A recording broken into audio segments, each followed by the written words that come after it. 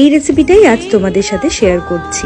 প্রথমে ভাতটা করার সময় তাতে কিছুটা পরিমাণ নুন আর গোটা গরম মশলা দিয়ে ভাতটা তৈরি করে নেবে। তারপরে কড়াইতে বাটার গরম করে তাতে দিয়েছি গোটা গরম মশলা ফোড়ন।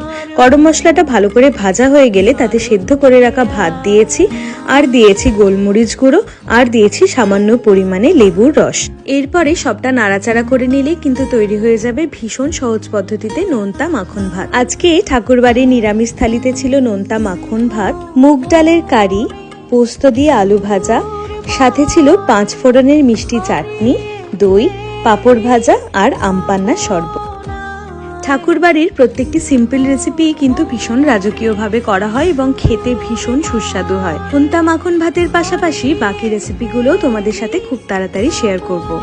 আজ রবীন্দ্র জয়ন্তীতে ঠাকুরবাড়ির স্পেশাল এই নিরামিষ থালি করতে পেরে আমার ভীষণ ভালো লাগছে। তোমাদের কেমন লাগলো জানিও।